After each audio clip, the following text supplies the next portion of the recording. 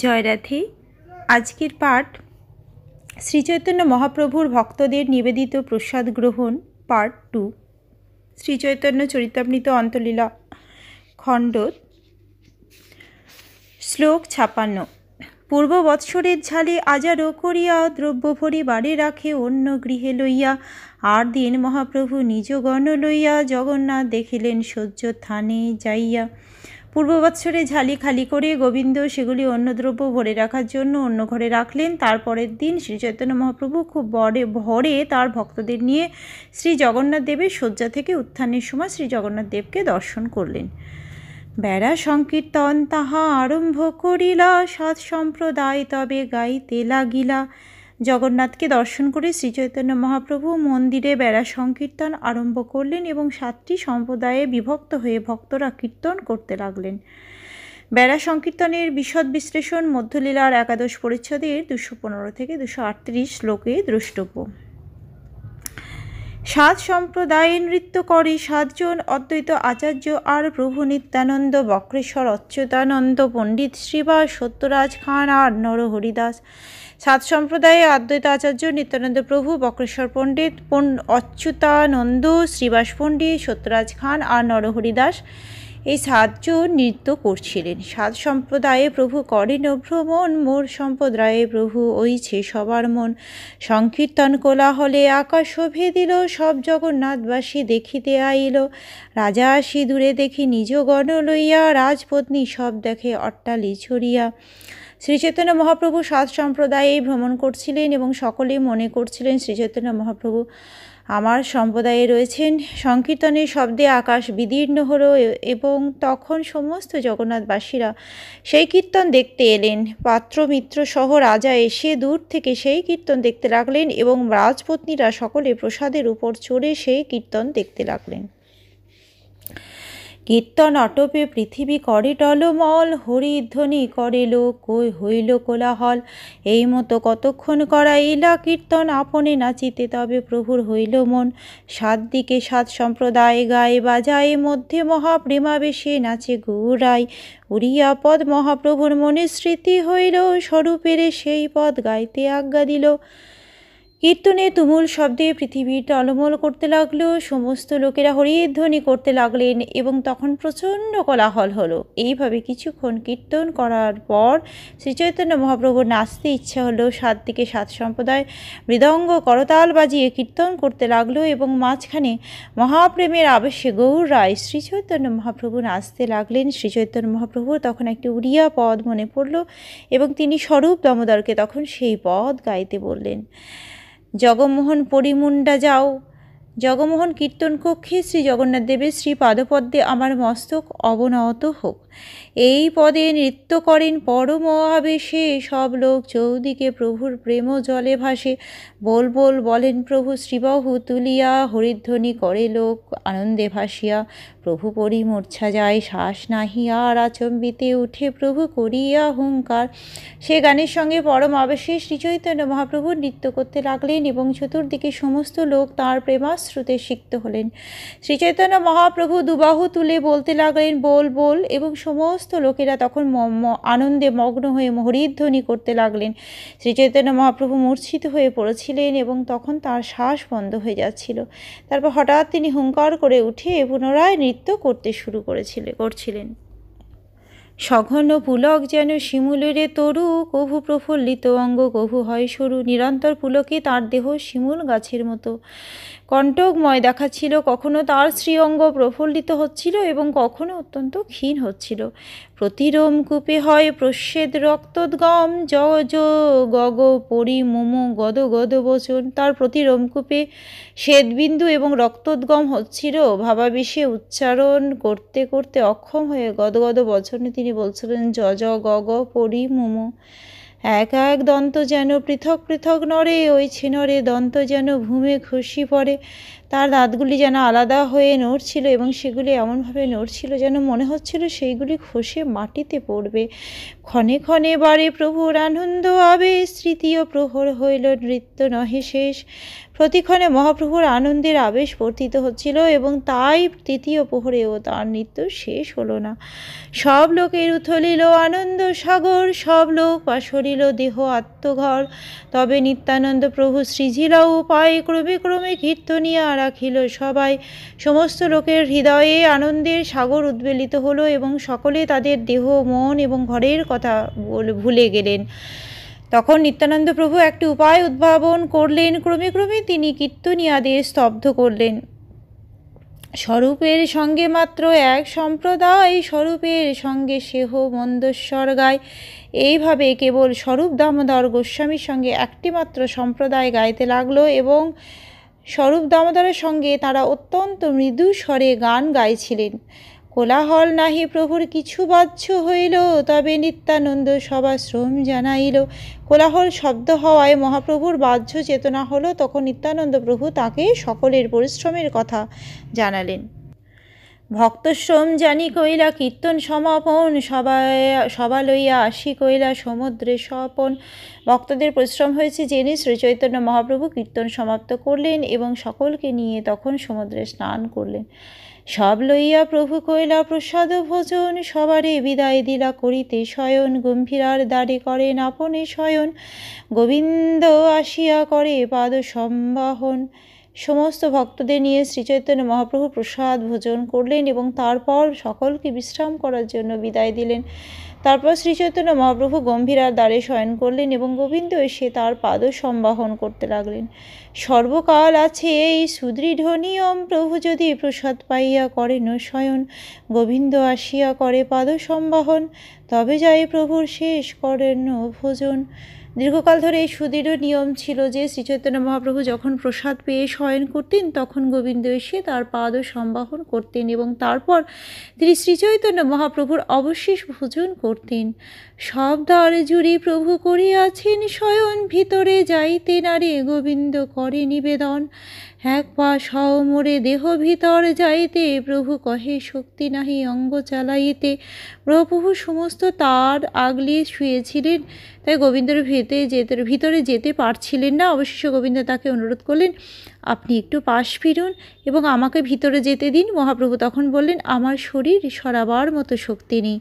বারবার গোবিন্দ কহে একদিক হইতে, প্রভু কহে অঙ্গ আমি নারী চালাইতে। বারবার গোবিন্দ তাকে অনুরোধ করতে লাগলেন একদিকে একটু সরার জন্য, কিন্তু মহাপ্রভু বললেন, আমি আমার শরীর সরাতে পারছি না। গোবিন্দ কহে করিতে চাহি পাদ সম্বাহন, প্রভু কহে করো বা না করো যেই লয় তোমার মন। গোবিন্দ তখন তাকে বললেন, আমি আপনার পাদ সম্বাহন করতে চাই, কিন্তু মহাপ্রভু বললেন, তুমি করো বা না করো তা নির্ভর করছে তোমার ইচ্ছার ওপর। তবে গোবিন্দ বহির্বাস তাঁর উপর দিয়া, ভিতর ঘরে গেলা মহাপ্রভুরে লঙ্ঘিয়া। তখন গোবিন্দ মহাপ্রভু শ্রীঅঙ্গের উপর তাঁর বহির্বাস বিছিয়ে তাকে ডিঙিয়ে ঘরের ভিতরে গেলেন। পাদ সম্বাহন কইল, কোটি পৃষ্ঠ চাপিল, মধুর মর্দনে প্রভুর পরিশ্রম গেল। সুখে নিদ্রা হইল প্রভুর, গোবিন্দ চাপে অঙ্গ, দণ্ড দুই বই প্রভুর হইলা নিদ্রা ভঙ্গ। গোবিন্দ শ্রীচৈতন্য মহাপ্রভুর পা টিপে দিলেন এবং কোমর ও পিঠ টিপে দিলেন। তার মধুর মর্দনে মহাপ্রভুর সমস্ত শ্রান্তি দূর হয়ে গেল। গোবিন্দ গা টিপে দেওয়ার ফলে মহাপ্রভু প্রায় 45 মিনিট অত্যন্ত সুখে নিদ্রা গেলেন। তারপর তার নিদ্রা ভঙ্গ হলো। গোবিন্দে দেখিয়া প্রভু বলে ক্রুদ্ধ হইয়া, আজি কেনে এতক্ষণ আছিস বসিয়া, মোর নিদ্রা হইলে কেনে না গেলা প্রসাদ খাইতে। গোবিন্দ কহে দ্বারে শুইলা যাইতে নাহি পথে। গোবিন্দকে সেখানে বসে থাকতে দেখে শ্রীচৈতন্য মহাপ্রভু একটু ক্রুদ্ধ হয়ে বললেন, আজ কেন তুমি এখনও এখানে বসে আছো? আমি ঘুমালে তুমি কেন প্রসাদ খেতে গেলে না? গোবিন্দ বললেন, আপনি দরজার সামনে শুয়েছিলেন বলে ঘর থেকে বেরোবার কোনো পথ ছিল না। প্রভু কহে, ভিতরে তবে আইলা কেমনে, তৈছে কেনে প্রসাদ লইতে না গইলা গমনে। গোবিন্দ কহে, মনে আমার সেবা সে নিয়ম, অপরাধ হোক কিবা নরকে গমন। সেবা লাগি কোটি অপরাধ নাহি গণি, স্বনিমিত্ত অপরাধা ভাসে ভয় মানি। শ্রীচৈতন্য মহাপ্রভু তখন বললেন, তুমি ঘরের ভিতরে এসেছিলে কি করে? যেভাবে ঘরের ভিতরে এসেছিলে সেভাবে প্রসাদ নিতে গেলে না কেন? গোবিন্দ মনে মনে বললেন, সেবা করা আমার কর্তব্য, তার ফলে আমার অপরাধ হোক বা নরকেই গমন হোক, ভগবানের সেবা করতে গিয়ে যদি আমার কোটি অপরাধ হয় তার আমি কোনো গুরুত্ব দিই না, কিন্তু নিজের সুখের জন্য অপরাধের আভাসকেও আমি ভয় করি। এত সব মনে করি গোবিন্দ রহিলা, প্রভু যে পুছিলা তার উত্তর না দিলা। মনে মনে এইভাবে বিচার করে গোবিন্দ চুপ করে রইলেন। শ্রীচৈতন্য মহাপ্রভু যে তাকে প্রশ্ন করেছিলেন তার উত্তর তিনি দিলেন না। প্রত্যহ প্রভুর নিদ্রা যান প্রসাদ লইতে, সে দিবসে শ্রম দেখি লাগিলা চাপিতে। যাইতেহ পথ নাহি যাইবে কেমনে, মহা অপরাধ হয় প্রভুর লঙ্ঘনে। এই সব হয় ভক্তি শাস্ত্র সূক্ষ্ম মর্ম, চৈতন্যের কৃপায় জানি এই সব ধর্ম। প্রতিদিন মহাপ্রভু ঘুমালে গোবিন্দ প্রসাদ নিতে যেতেন, কিন্তু সেদিন মহাপ্রভুর পরিশ্রম দেখে গোবিন্দ তার শরীর টিপতে লাগলেন। ঘরের বাইরে যাবার কোনো পথ ছিল না, তাই তিনি ঘরের বাইরে কি করে যাবেন, অথচ মহাপ্রভুকে ডিঙিয়ে গেলে মহা অপরাধ হবে। এই সমস্ত বিচার শক্তি শাস্ত্রের সূক্ষ্ম মর্ম। শ্রীচৈতন্য মহাপ্রভুর কৃপায় কেবল এই সমস্ত তত্ত্ব জানা যায়। সকাম কর্মীরা ভগবত ভক্তির সূক্ষ্ম সিদ্ধান্ত হৃদয়ঙ্গম করতে পারে না। তারা কেবল আচার অনুষ্ঠানের বিচার করে বলে বুঝতে পারে না যে ভগবত ভক্তি কিভাবে ভগবানের সন্তুষ্টি বিধান করে। কর্মীদের বিচার কেবল ধর্ম, অর্থ, কাম ও মোক্ষের মধ্যে সীমাবদ্ধ। এগুলি যদিও ধর্ম অনুষ্ঠানের জাগতিক ফল মাত্র, তাই কর্মীরা কেবল তা নিয়েই ব্যস্ত থাকে। এ ধরনের আচার অনুষ্ঠানকে বলা হয় কর্ম। কর্মীরা ভগবত ভক্তিকে অত্যন্ত তুচ্ছভাবে গ্রহণ করে এবং তাই তারা জড় কার্যকলাপের স্তরে আবদ্ধ থাকে বলে ওদের বলা হয় প্রাকৃত সহজিয়া। বাৎসল্য এবং মধুর রসে যে কিভাবে শুদ্ধ ভগবত ভক্তি সম্পাদন করা হয় তা তারা বুঝতে পারে না, কেননা তা কেবল শুদ্ধ ভক্তের প্রতি শ্রীচৈতন্য মহাপ্রভুর বিশেষ কৃপার প্রভাবে হৃদয়ঙ্গম করা যায়। ভক্তগুণ প্রকাশিতে প্রভু বড় রঙ্গী, এই সব প্রকাশিতে কইলা তাত ভঙ্গি। ভক্তের গুণ প্রকাশ করতে মহাপ্রভু অত্যন্ত উৎসুক এবং তাই তিনি এই ঘটনার অবতারণা করেছিলেন। সংক্ষেপে কহিল এই পরিমুণ্ডা নৃত্য আদ্যপিহ গায়ে যাহা চৈতন্যের ভৃত্য। এইভাবে সংক্ষেপে শ্রীচৈতন্য মহাপ্রভুর পরিমুণ্ডা নৃত্য লীলা বর্ণনা করলাম, যা শ্রীচৈতন্য মহাপ্রভুর সেবকেরা এখনও কীর্তন করেন। এই মতো মহাপ্রভু লইয়া নিজগণ গুন্ডিচা গৃহের কইলা খালন ও মার্জন। এইভাবে শ্রীচৈতন্য মহাপ্রভু তার ভক্তদের নিয়ে গুন্ডিচা মন্দির প্রক্ষালন এবং মার্জন করলেন। পূর্ববৎ কইলা প্রভু কীর্তন নর্তন, পূর্ববৎ টোটাই কইলা বনভোজন। পূর্ববৎ শ্রীচৈতন্য মহাপ্রভু কীর্তন ও নৃত্য করলেন এবং উদ্যানে বনভোজন করলেন। পূর্ববৎ রথ আগে করিলা নর্তন, হেরা পঞ্চমী যাত্রা কইলা দর্শন। 4 মাস বর্ষায় রহিলা সব ভক্তগণ, জন্মাষ্টমী আদি যাত্রা কইলা দর্শন। পূর্ববৎ তিনি জগন্নাথ দেবের রথের সামনে নৃত্য করলেন এবং হেরা পঞ্চমী যাত্রা দর্শন করলেন। গৌড়ের সমস্ত ভক্তরা 4 মাস জগন্নাথপুরীতে রইলেন এবং জন্মাষ্টমী আদি মহোৎসব দর্শন করলেন। পূর্বে যদি গৌড় হইতে ভক্তগণ আইল, প্রভুরে কিছু খাওয়াইতে সবার ইচ্ছা হইল। পূর্বে গৌড়ের ভক্তরা যখন এলেন তখন তারা শ্রীচৈতন্য মহাপ্রভুকে কিছু খাওয়াতে চাইলেন। কেহ কোনো প্রসাদ আনি দেই গোবিন্দ ঠাই, ইহা যেন অবশ্য ভক্ষণ করেন গোসাই। তারা গোবিন্দের কাছে সেই প্রসাদ দিয়ে তাকে বলতেন মহাপ্রভু যেন অবশ্যই এটি গ্রহণ করেন।